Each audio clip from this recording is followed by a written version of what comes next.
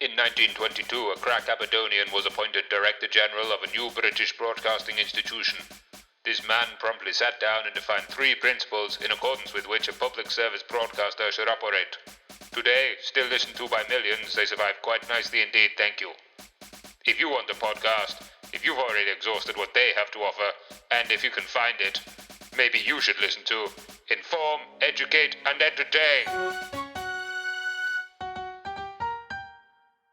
Yes, welcome to Inform, Educate, Entertain. It's the series finale of the podcast panel show for everyone who loves panel shows but wishes they ran to 8 episodes a series and then had a bit of a break. My name is Sam Wilkinson, and every week on this show I give 3 comedians the chance to interview for a job in my strange little broadcast company. It's like Radio 4, but it's half rubbish, half amazing, listened to by a very specific subset of the population, and run by a bunch of self-congratulatory snobs. So it's just like Radio 4. Yeah, take that, Radio 4, and also me. This week I've reached a point of the script where I normally do a series of incredibly tortured puns before revealing that the job my candidates are applying for is a slight misdirect from what the puns were leading towards. But this week the job is so obscure that even if I led you straight at it, you'd just say, bloody hell, what? That's a job, is it? Christ. Suffice it to say that the really long-running radio soap opera which reveals the revels and rituals of real rural residentials shows the harm which can come to farmers if they don't arm themselves with farm ecological products for their herds of sheep and cows, and has storylines about the local vicars with dodgy tickers losing their knickers as they go to burn the wicker, men, which airs on my station at 7pm every night, omnibus on Sunday mornings, is rapidly running out of believable farm-based storylines. So we're looking for an agricultural storylines advisor. It's a real job on the Archers, and if you didn't know that, then you're not cool enough for my podcast. Get out. Over 3 potentially exciting rounds, my guests will be made to inform, educate, or entertain me for points. Anytime I feel one of those things, I will give them a point by ringing this bell. Ding! By which I mean, I will later edit in this sound of a bell. Ding! Whoever gets the most points gets the job, and the others get the welly boot. Let's meet my 3 atlases of agricultural acumen. They are a comedian, MC and quiz show expert, a TV producer who can do an excellent impression of a tram, and the poor man's Joe Brand. It's Adam Tumber, Tom Solan and Kerry Robinson. Just before we start the show for real, there's a chance to score some early points with our dead studio audience. Perhaps soon the host of The Undead will stop following me around, making mean comments about my home haircut and undermining me when I'm doing podcasts. But until then, my candidates have one last chance to add one person to this horde. Already in the room we have Victoria Wood, Anne of Cleves, Emma Crosson's granddad Alan, Des O'Connor, Freddie Mercury, Clement Freud, Jim Henson, Alan Rickman, Alfred the Great, Josephine Nevison, Wallace, Duchess of Windsor, Terry Wogan, Louis Le Prince, Chrysippus of Soli, Alan Corran, Sigmund Freud, Harry Braley, Grumpy Cat, Maria Montessori, Queen Mary I, and Steve Irwin. Oh, one take. That was pretty good. That was good. This is where I'm relieved because I don't know any of the other 20 people other than the person that I did last time. And I was thinking, please don't pick someone that's already been done because I really don't want to have to improv it. You don't know Steve Irwin? We'll have words later. Adam, who are you adding to the mass ranks of the undead this week? For this week, I've gone with a bit of extra security for you. The guy I'm putting in for you is someone who was a well-known raconteur, very talented actor, been in some wonderful, basically some of the biggest, geekiest franchises there are. He was in The Lord of the Rings, he was in Star Wars, and the villain in many of the Hammer horror films. It is, of course, the one and only Sir Christopher Lee. Oh, Yeah. I figured he'd be a good choice for you because he must have had some incredible stories. I mean, this is a guy who could directly trace his lineage all the way back to Charlemagne, which I think is pretty impressive, and also signed up for the Finnish army before the Second World War because it didn't start early enough for him. He thought he'd get a head start by joining the Finnish army. Adam, that is the first time somebody scored 3 points on the dead person round. And may I say, well deserved, because I've been giving the dead people more of a creepy undead theme every week, and now Christopher Lee's shown up to lead them all. Yeah. What a plot twist! Yeah. Kerry, who have you brought along? I've actually gone theme-wise about, agriculture and things, and she's a bit of a hero of mine. Can anyone remember Hannah Hawkswell? Silence. So back in the 70s and 80s. She was this woman that lived in the Yorkshire Dales and ran a farm. She lived on her own. There was no running water or electricity. She lived this really impoverished life out on the Dales, and she became a really unlikely celebrity. And Yorkshire Television sort of took her under their wing, sent her off on trips to Europe and stuff, things that she'd never seen in life. A bit of a hero, because just this really quite harsh life that she lived on the Yorkshire Dales in this dilapidated farm. That's 2 points, Kerry.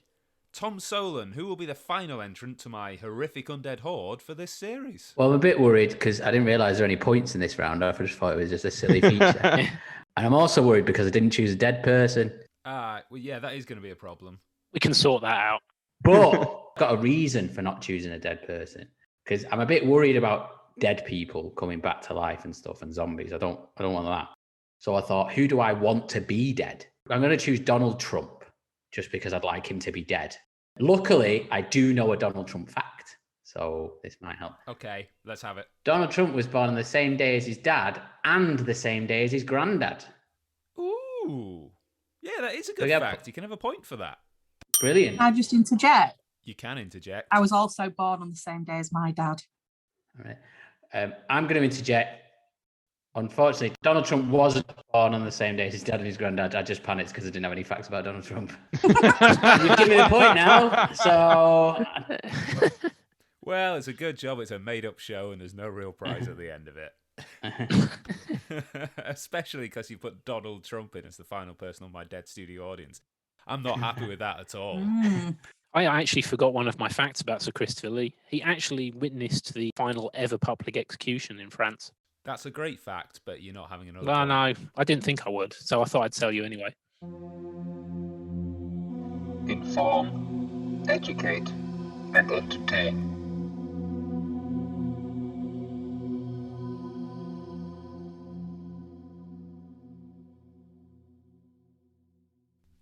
Maybe in Series 2 I'll get a jingle which stirs the heart and sets everyone up for the excitement to come. Or maybe I'll commission my sad jingle robot, Jingletron 5000, to come up with something even slower. Thanks, Jingletron 5000. You tried, and that's what matters. Just like the passing of the plough reveals all the worms and bugs and stuff that live in the mud under your crops, so too is Round 1 about revealing the murky truth beneath ordinary things. Each week on Round 1 I give my candidates a perfectly simple question to answer in a perfectly complicated way, and this week continues that tradition. It's a question that the whole of Ambridge is talking about this week as we ask, what links animals and farms? Kerry, why don't you go first? Animals are described as a living organism which feed on organic matter, typically having specialised sense organs and nervous systems and able to respond to stimuli. Aristotle historically separated animals into those with blood and those without blood. Don't know why. He made many of these observations during his stay on the island of Lesbos in Greece. This is where the term lesbian comes from, which refers to homosexual women. The most famous lesbian is Ellen DeGeneres, who wrote and starred in the sitcom Ellen in the 90s, and Jolie Fisher played her best friend Paige. Jolie Fisher is half-sister of Star Wars star Carrie Fisher, famously wore a gold bikini, which kick-started many teenage nerds' sexual awakenings. The bikini was introduced in 1946 by Jacques Hain, but his two-piece suit did not have the navel exposed. Louis Léonard created this a month later. Not sure what an engineer is doing in designing clothes, but anyway. In some cultures, the navel is seen as sexually and culturally significant, and its exposure can be seen as taboo. Taboo was a nightclub that artist Lee Bowery put on in the 1980s. Boy George used to attend this nightclub. Boy George used to confuse dads when he appeared on Top of the Pops in the 1980s due to his androgynous appearance. Androgyny is a combination of masculine and feminine characteristics into an ambiguous form. Femininity is a set of attributes, behaviours and roles generally associated with women. The 8th of March is marked as International Women's Day, and before any man asks, International Man's Day is the 19th of November. Just ask Richard Herring. Richard Herring played a crow in Hister's Eye, a pretend children's section on This Morning with Richard Not Judy. Crows are massive dicks of birds. They bully other birds and also steal crops. To stop crops being stolen to scare off birds, scarecrows are often placed in fields, and these are typically found on farms. Kerry, terrific work. Thanks. 15 points. One of the highest opening scores we've had all series. Amazing. I do just want to question 1 point. Mm-hmm. The most famous lesbian is Ellen DeGeneres. Apparently, I googled it. All right, fair enough if you googled it. Thank you very much, Kerry. Let's go over to Tom. Animal from the Muppets was voiced by Frank Oz, who went on to voice Yoda from Star Wars. Neither of these characters had a great grasp of the English language, which has over 170,000 words, the best of which is twat, meaning a stupid or obnoxious person or a woman's genitals.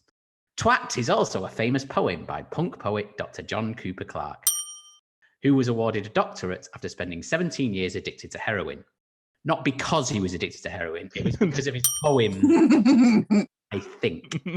Heroin is actually a brand name and was initially designed as a non-addictive form of morphine, which people were getting hooked on in the early 1900s. You could buy heroin in Harrods. You can still buy drugs in Harrods at their pharmacy. Pharmaceutical companies generate £1.2 trillion a year, 47% of which is from the USA in an industry known as Big Pharma. USA is itself a big pharma containing the highest number of the world's farms.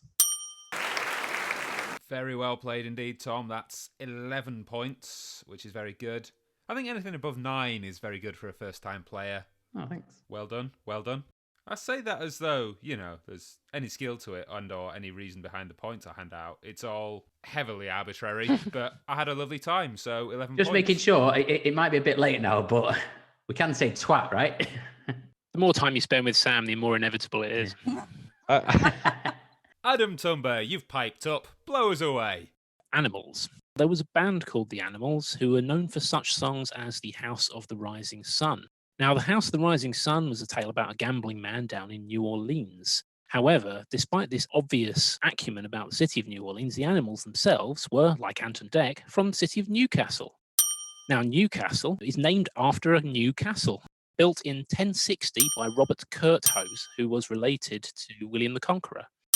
The Newcastle coat of arms actually features a pair of rampant seahorses, not with each other on opposite sides. There's 4 castles, a lion, and not a single steak bake. Seahorses, notable in nature, of course, it is the male that carries the babies to term. In fact, the whole process starts with the female laying the eggs in the male's pouch, and then he goes off and does some work for a change. Seahorses as well, notoriously poor swimmers, which means that you often see them, even in tanks with very little current, actually holding on to stalks of seaweed and stuff so they don't get swept away. Some species of seahorses are such poor swimmers that actually they are probably slower than rush hour traffic on the M62. The Latin name for the seahorse is the hippocampus, which of course gives its name to a similarly shaped area of the brain responsible for both short and long-term memory. It's also responsible for both short and long-term memory. Memory, of course, is a song performed by the character Grisabella in the stage musical Cats. Despite the obviously terrible nature of the film version, the actual musical version is the 6th longest running in London's West End and is based on Old Possum's Book of Practical Cats by the author and poet T.S. Eliot. T.S. Eliot also wrote The Wasteland, which despite its name isn't a poem about the Isle of Sheppey in Kent, home to several holiday camps, a naturist beach, and not 1, not 2, but 3 prison camps. Sheppey itself takes its name from the Old English meaning Sheep Island. Sheep Island is probably a name that could also be given to New Zealand, which is the world's largest exporter of lamb. New Zealand, a fabulous country as it is, holds a Bird of the Year competition. It's been won twice by the current 2020 incumbent, the kakapo, the world's heaviest and only flightless parrot, of which only 206 adults remain in the world, making it critically endangered. The kakapo owes its endangered status to invasive species brought there by man, unlike the Bornean and Sumatran orangutans, who owe their status to habitat loss, as humans have cleared forests to create land for farms. Oh, yeah, farms. No. Got there in the end. Sorry, I got so caught up in facts that I stopped listening for the word farm. Adam, a classical player of the game, you always stuff your presentations with facts. to the exclusion of anything else, including breathing, spare words. You've scored 20 points on the way in there, so fantastic play. Which does mean that scores going into round 2 looks something like this. Bringing up the rear on 11 points, it's Tom Solan. Applause, woo. Just me, alright. Second place on 17 points, Kerry Robinson. And in the lead on 23 points, it's Mr. Adam Tumber. But it's all to play for as we go straight into round 2. The Worthy Drama Round. Yes, round 2 is the Worthy Drama Round. Just like you can hear the exciting drama that takes place in rural Borsetshire every weeknight at 7 p.m, so too can you hear the exciting drama that takes place in our candidates' heads right now. Last week I gave each of my candidates an agricultural title and sent them off to write an informative, educational and entertaining play for us all to perform now. There's bonus points on offer for the best acting, so I want some Linda Snell-worthy stuff. That's because she puts the plays on in the Archers. The only snag is that we've reached the end of the series and my usually rubbish play titles are even worse today. Kerry, what was your play title? It was Farm Go. Farm Go. Farm Go. At this point in proceedings, I'm forced to drop this note in the edit to make the following statement. Fargo is a film set in North Dakota, a region of the US with a very distinctive accent, which none of the cast of this programme, 4 people from the north of England, are equipped to handle. Nor, it transpired, are they equipped to handle any of the other accents they attempted instead. IEE formally apologises to the following regions for its mangling of their traditional modes of speech. The Midwestern United States, the West Country, Ireland, Texas, the West Country again, Merseyside, the West Country for a third time, Austria, and the north of England.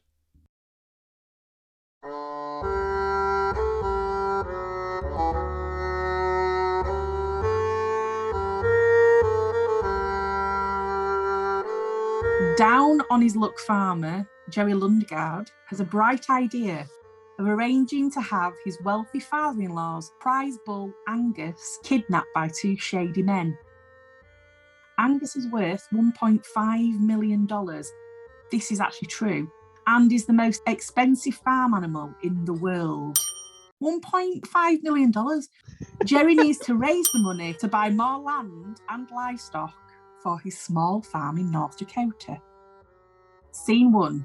Seedy bar in a small town. Jerry Lundegaard approaches 2 men in a booth. Oi, you Carl Showalter, Shep Proudfoot's friend. You were meant to be here at 7:30 p.m. Oh no, I thought 8:30. That's what Shep said. Well, you're late. Anyway, I'm Carl, and this is my associate, Grimrud. Carl points to the man sleeping next to him. Grimrud snorts himself awake and stares at Jerry. Oh, oi. So did Shep tell you the details? Yeah, you've got a trailer, and we're going to take Angus from the farm and take him up to a hideaway. You're going to arrange a ransom for the bull. Why are you paying your own ransom? No, my father-in-law owns the bull. He's really rich. He's Wade Gustafson. He'll pay the ransom. So we split the $80,000 ransom? Yeah, we do. The trailer's outside with a car. Here are the keys. The job takes place tomorrow while Wade's away from the farm playing golf, okay? Okay, we know what we're doing. I'll call you once the job's been done and we're sat at our hideaway.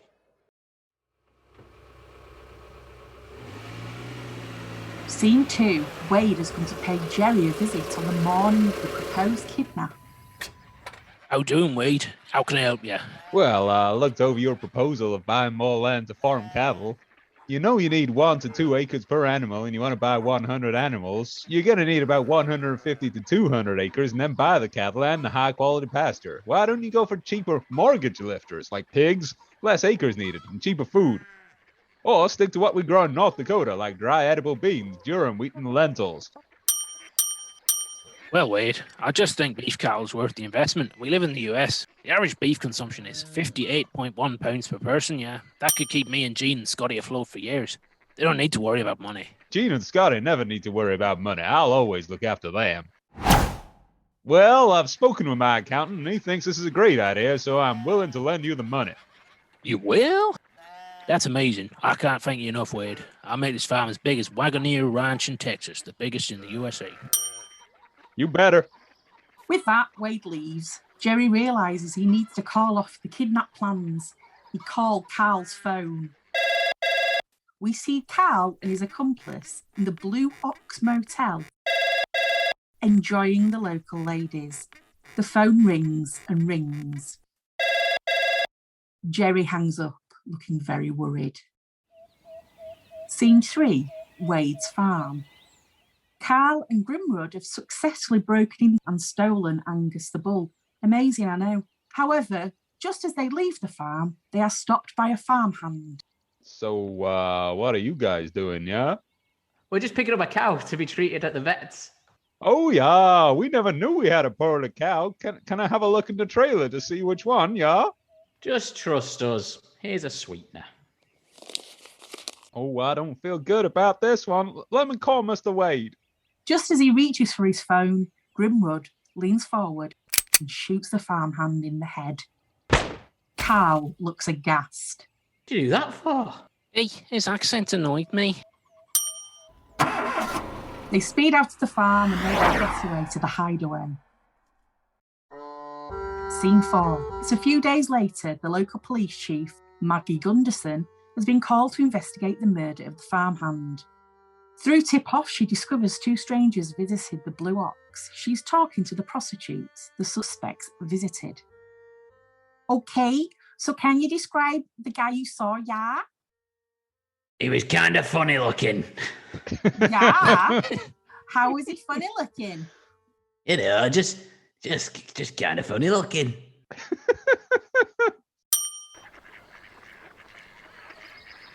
At Jerry's house, Wade is there. He's clearly very worried about his prize bull.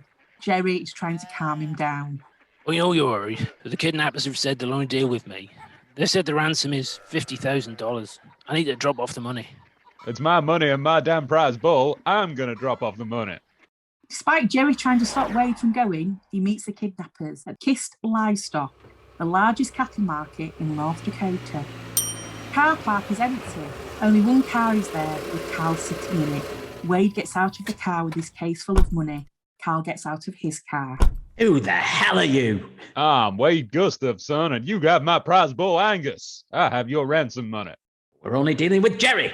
Give me the money. Give me my bull! Give me my money. Give me my bull! Reaching an impasse, Carl shoots Wade dead, picks up the case and drives off. Carl arrives back at the hideaway. He finds Grimrod eating a very large steak. Suspiciously large. Here's your money. Where's your bull? Hey, easy, yeah? He gestures to the plate indicating a large steak. That was not part of the plan. I were hungry. With that, Grimrod pulls out a gun and shoots Carl dead. How? Scene 7. Maggie Gunderson is driving towards the kidnapper's hideaway. She reaches a small shack and sees a car and trailer outside. She radios for backup. Your backup needed, yeah, near the lake. I have the suspects, yeah. As this is a quality production on Radio 4, no graphic violence will be broadcast here, and we will skip over the next bit involving a wood chipper.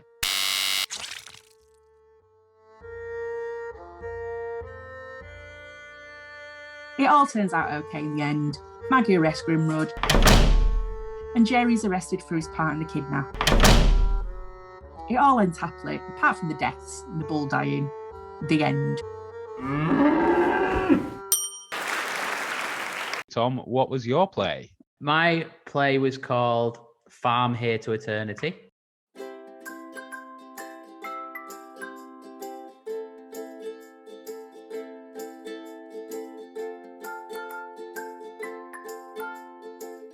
I think it's me to start, isn't it? There's no preamble, so let's go for it. Cock-a-doodle-doo. Stupid cockerel. It's not even light yet. Although it does helpfully remind everyone that this is a farm. Ooh. What the fuck is that? Ooh. Sounds like a ghost. Shut up! I've got to plough the bloody fields in the morning. Stupid ghost. Ooh. Wake up. Need to get this story moving.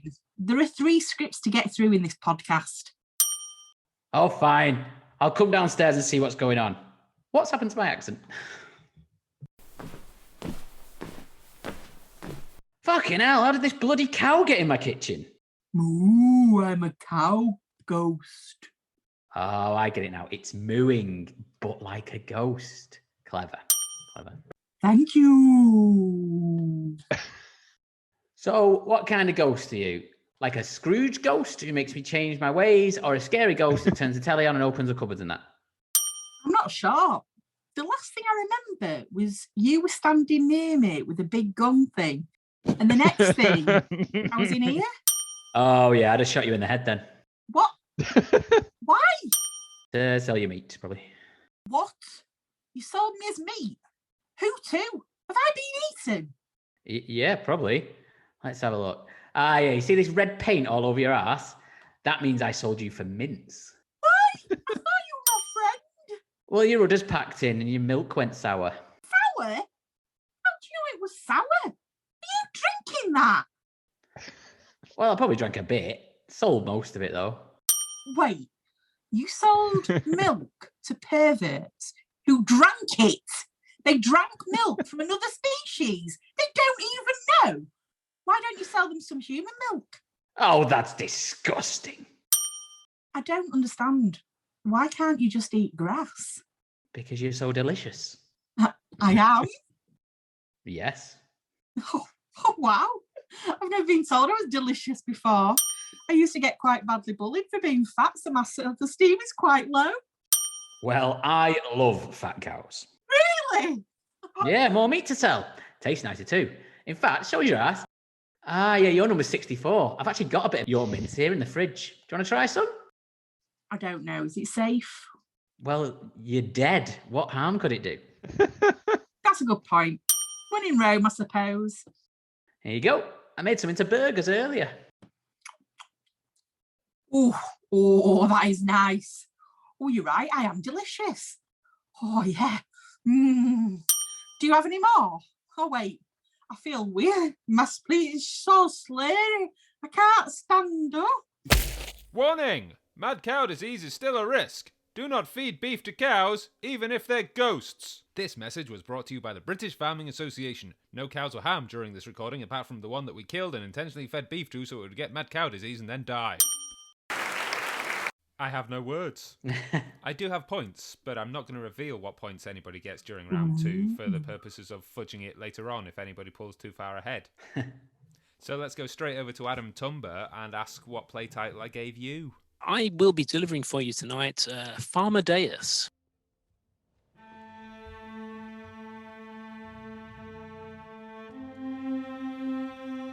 The year is 1773. In France, Charles Messier discovers the Whirlpool Galaxy, 23 million light-years away, and in New World settlement of Boston, colonists in fancy dress accidentally dump some tea into the harbour. We take you now to a small holding outside of the city of Salzburg. Costanza, Liebchen, I've finally done it. What is it, my love? What are you doing to those sheep? It's not what it looks like, dear. I finally created my requiem. Wolfie, darling, this is just a flock of sheep corralled into a wooden frame. That is not a requiem. To the untrained eye, perhaps, but listen to this. Hang on, I've forgotten how it goes again. Ba, ba, ba, ba, ba, ba, ba, ba, ba.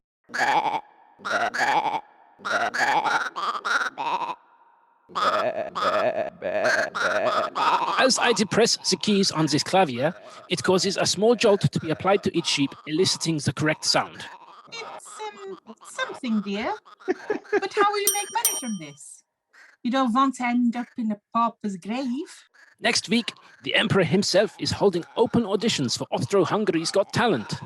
I plan to take the sheepophone and with his patronage build my fortune.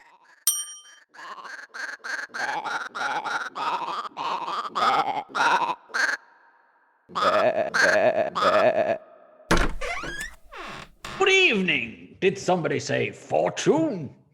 Antonio, how are you? Come on in and have a vino as well. They've actually nothing to do with our capital city and have been popularised by Mr. Kipling. Do don't mind if I do. I'm very well, thank you, but I hear wonderful things about your new invention, Mozart. Tell me, will it be as successful as that Twinkle, Twinkle, Little Star melody of yours? Was the last time. That is a French folk tune, and I'm not due to do some variations on it for a few years yet. Antonio, I've been meaning to ask. My horse and cart failed its MOT. Would you help me transport my sheepophone to the Emperor's palace? Why, Mozart, of course. I'd be happy to help. I'll be round in the morning to collect them, and I'll meet you in Vienna. I'll help him, all right. I'll help that undeserving pona be humiliated. Mozart, darling, it's enchanting to see you. Tell me, will you be performing tonight? Oh, Countess, I could not possibly tell you. It would ruin the surprise. Mozart, there you are. I've overseen the installation. Everything is ready. Salieri, please don't interrupt me in front of the Countess. Please, welcome to the stage, our next act. It's Mozart!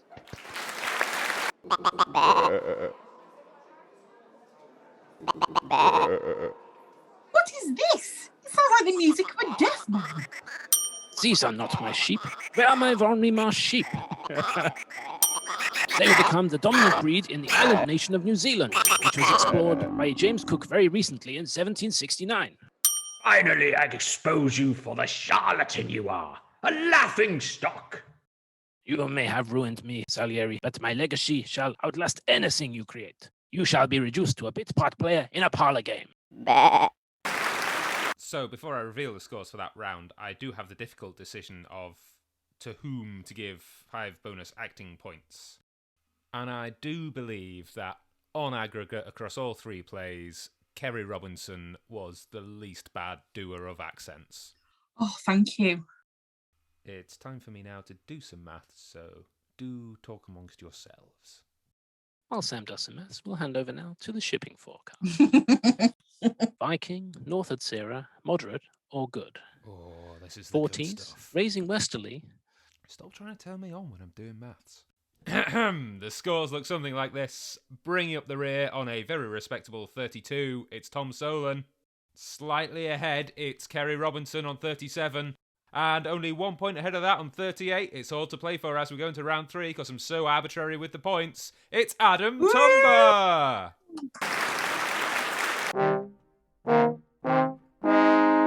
It's time for this week's attempt at the third round. It's nearly the end of the show, and we're almost at the point where we find out which of our candidates will advise on the Archers, and which will drown their sorrows in Archers, brackets the peach schnapps drink that was popular with girls in the early 2000s. Before we finish up, though, there's a chance to score some final points in our farming-themed quickfire round. So let's go! Tell the candidates that you won't be doing that joke about editing out the massive gaps but leaving in you reading in that bit because it's never caught on, and frankly, you'll be glad not to have to do another variation of it after this series ends.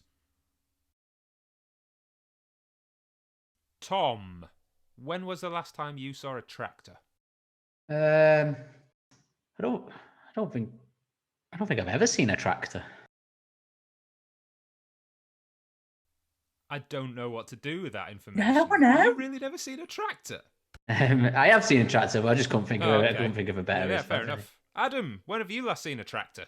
It will have been at the last cricket game of the season last summer because our cricket ground is on a little country lane. So you go along there and people always park the cars outside the cricket ground, but they try and park it in a very specific place to avoid the ball hitting the car. But unfortunately, that very specific place is always without fail in the way of a tractor, which means we have to suspend the game while we figure out whose car is in the way. Kerry, do you have a less boring story about when you last saw a tractor? Probably in 2019 when we went to Green Man Festival because it's out in countryside and stuff. Oh, see, I love Green Man, so you're getting a point. Adam, what happened to the magic tractor? Unfortunately, it told its secrets to a whole load of other tractors and it was thrown out of the magic tractor circle. Yeah, you can have a point. Back to Tom. What did the pony say when it went to the doctor? I've just moved round here. How do I register? That's 2 points. The answer I had on the card was I'm a little horse, but yours is much better. Adam, what's your favourite farm shop? I just really love farm shops, and you and Kerry both live quite nearby, so I want to get some good farm shop tips. I've not been there, but I've heard some very good things about one that's up Green Hamilton Way, where you can get some lovely steaks. Nice, okay. Is that a joke? No, Oh, that's okay, genuine. fair enough. Genuine, I'm sorry. Yeah, it just had the cadence of a joke. Can't always tell with you. Kerry! There's one in Otley, but I can't remember the name of it, which is really unhelpful. Yeah, but they make the best brownies I have ever eaten. And I nearly cried when I was eating it and realised I was coming to the end of the brownie. I was thinking, I don't want this to ever end. Oh, that sounds lovely. You can have 2 points for somewhere in Otley. It was incredible. Incredible. Tom, do you have a favourite farm shop? Yes, I do. T-Bay Services. Yes! 5 Yes! points! That is exactly what I had on the card. It's the best farm shop. It's the best services. And a fact, it's twinned with the Gloucester Services. And it's the same company that owns them both. And it's the only, they are the only independent services in Britain, which I don't understand how that works because there are 2 of them. So I'm not sure how they can be independent. But that is a fact I know about services. This is the 3rd episode that T-Bay Services has come up on. Yeah, and it's Donald Trump's favourite services. Yay! Oh, I'm going to knock points off for Donald Trump's. I don't want my favourite services to be his. Oh, not that one. Gloucester is his favourite. Oh, okay, yeah. T-Bay's his favourite. Yeah. He never goes there. Hates it. He just drives on straight through to Carlisle. Even if he really needs a wee. Yeah. I went to school with a guy whose lifetime ambition was to run the services around the M25, as in to be the guy in charge of them. And unfortunately, he didn't quite achieve that mission because all he ended up with was all the moto services in the northeast of England. Oh, that must be really disappointing. Moto as well. That's the least good service station. Moto's the rubbishest one, yeah. I'd like to think, though, that it just shows that dreams can come true, that this guy wanted to run motorway service stations, and that's what he actually did. If you want the M62 and you're given the A1 instead. Got Jesus. it. Wouldn't you? I don't want A1, really. Imagine if your dream was to run a services and you didn't even work at the services, though. That'd be like real disappointing, wouldn't it? So sad, wouldn't you? You would. You'd be so sad. Adam, cheer us all up with the hidden secret words to the Archers theme tune. It's time for the Archers. Turn your radios up. Please listen carefully. Here's Eddie Grundy. 3 points. Tom, what's the best thing you've ever cooked? Oh, the best thing I've ever cooked was a sheep's eye. It was disgusting, but people did laugh a lot when I ate it.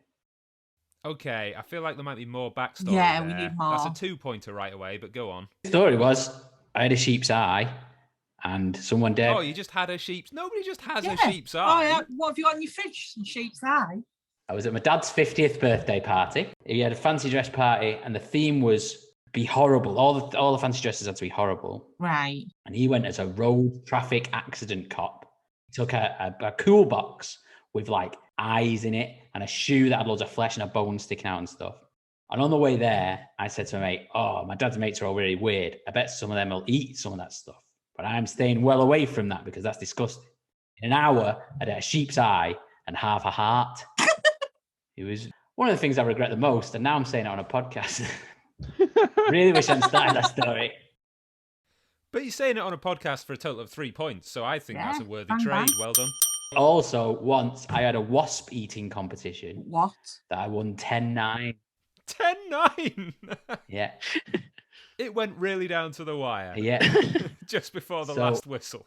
One of my mates owns a brewery, and for his birthday, he organised a piss up in a brewery. And this day, there was loads of wasps, like, honestly, hundreds of wasps. It was like a plague of wasps.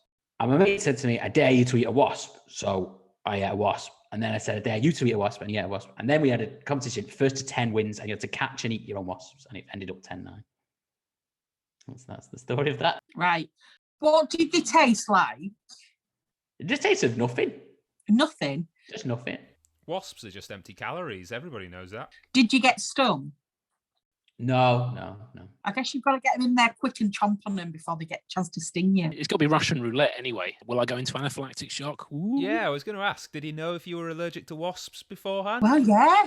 I just assumed that I wasn't and hope for the best. Fair enough. What brewery does your mate own? Dunham Massey Brewery. It's in Dunham Massey.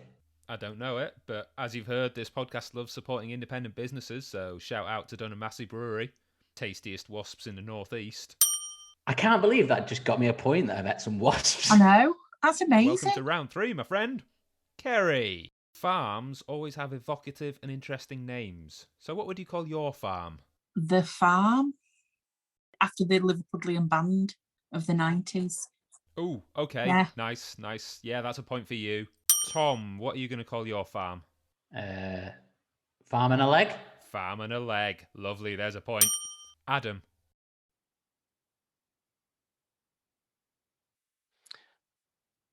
I'm going to call it the Suitor Farmer. The what? Oh, Who's the Christ. farmer? Yeah, that's a point for you Worth as waiting well. for that one. It was worth waiting for. Tom, complete the song line. Old MacDonald had a farm, E-I-E-I-O, and on this farm he had some... Wanks. So, don't look in Mr. Farmer's bedroom. It's worth a point. The answer I have is problems with the taxman overusing his supply of untaxed commercial diesel on his personal car when it's intended only for use on farm vehicles such as a tractor or combine harvester. Adam, how many breeds of sheep can you name? There's Merino, which is very highly prized for its wool. There is, of course, Romney Marsh sheep, which I've mentioned probably 3 times already in this podcast, which are very hardy beasts from the south of England. I believe there's a Cotswold sheep as well. There is Shaun the sheep. Not a breed. I'm going to have to cut you off there. Can anybody beat 3 breeds of sheep? Kerry. Lady sheep, Lady sheep. boy sheep, and baby sheep. Oh, that is also 3 breeds of sheep. Tom, how many breeds of sheep can you name? All of them. Oh, yeah, that's loads. 2 points. Kerry, which one of your opponents deserves 3 bonus points? Neither of them. I deserve them all. Ooh, let's see if that works. Tom, who do you think gets the points? I think they can have 3 each because I'm a generous, giving person. Oh, Nice, that's really yeah. nice. Adam, Thanks. who do you think should get the points? I'm going to go somewhere in the middle. I'm going to say Tom because he's the most generous one of us. Kerry and Adam, they can have 3 points each. And Tom, you can have 4 for being such a lovely boy. Yes, my plan went perfectly. Yeah. So that's the end of the quickfire round. There's just one question for all of you, because this is still nominally a job interview. Do you have any questions for me? Yes, I'd like to ask, will I have access to the same kind of Foley stage that the Archers has? By which, of course, I can bring in animals and actually make the sounds live in the studio. No, actually, I think you'll find the Archer's Foley is actually done live by a lady who walks around the studio. I read an article about the Archers recently, and it really stuck with me. I don't have a funny answer, Adam. Would you like a point? Is that all right? Yes, please. Go on then. Off you pop. Will I have to listen to the Archers? You will have to listen to the Archers, but only when you go see my mum, because she always has it on in the background. Okay. 2 points to you, Kerry. What is the Archer? The Archers is the world's longest running serial drama, available on BBC Radio 4 at 7 p.m. and 2 p.m. weekdays, omnibus Sunday mornings at about 10ish. I'd like to ask whether I will be, as part of my role, asked to go and judge the amusing shaped vegetable competitions. I don't think you'll see any more amusingly shaped vegetables than the ones in front of you on this Zoom. 2 points to the host. Yep, ding. Yeah, ding to you. So, there we are. That is the end of the round, and indeed our show, and indeed, our series. The points have been jotted up, and it's time to find out who is our Farmer Giles and who are our tins of Tainton Lyles. By which I mean thick, but sweet. On 48 points, bringing up the rear. Always a pleasure to have her on the show. It's Kerry Robinson. Thank you. Only 1 point ahead of that. On 49 points, we have our second place. Our winner tonight has pulled out ahead to 52 points. Second place is Adam Tumber. Our winner tonight, Tom Solan. Oh, my God! Congratulations, It's the Tom. wasps that did it. Terrifying wasp anecdote got you those final points. Now is the time for you to make your celebratory acceptance speech. I can't believe I won that. I thought I was last for sure. I can't either. I tried to rig it so you weren't too far behind because I felt sorry for you, and then Now the you wasp were the story winner? pulled you out Yeah. into the lead. Do you know what won that? Eating wasps and being polite. yeah. And that's a lesson we can all learn. Tom, is there anything you'd like to plug to our legions of listeners? Not really. I don't really do stand-up or anything. Oh, I know what I want to plug. I've just moved into my new house. So if anybody would like to come round and see it, then that'd be nice. Because I've not had many visitors. I'd like to plug this episode of this podcast because it's very rare that I win things. So I would like people to listen to this again and go on the journey again of someone coming from so far behind to win. Kerry and Adam, you are losers. Yeah. I didn't have time to write a funny joke about that this week. You're just losers. Anything you'd like to plug? I've got a real gig in May. Have you? Yeah, I have. I don't know where it is, though. All right. I just know I've got a real gig in May. If you live near a venue anywhere in the UK, please check in. It's in Middlesbrough. It's in Middlesbrough. I know that much. Adam, do you have anything you would like to plug? I'd just like to say I'm available for all podcasts, both in ideas and guest spots, because I'd love to do a podcast myself, but I can't think of a decent premise. I've been searching. I haven't found one here, but... Listen, by the time this podcast comes out, Adam and Kerry will both be back on the circuit, giving out laughs. Brap, brap, brap. Go see them. They are well good. I can't turn the page on my script. There we go. Oh, didn't need to. So all that's left is for me to say goodbye from Tom, Adam, Kerry, and of course our dead studio audience, who perhaps now will leave me alone, and hope you'll join us again next time for another series of Inform, Educate, Entertain! That was Inform, Educate, Entertain, starring Sam Wilkinson with special guests Kerry Robinson, Adam Tumber and Tom Solon, and previously this series, Jack Vincent, Emma Crossland, Becky Heavyside, Silky, Chris Booker, Helen Swallow, Stacey Mellor, Peter Buckley-Hill, Tegan Mara, Laura Ollerton, Iris Beck, Ian Crawford, Jack Shannick and Rebecca Turner! Oh, just did it.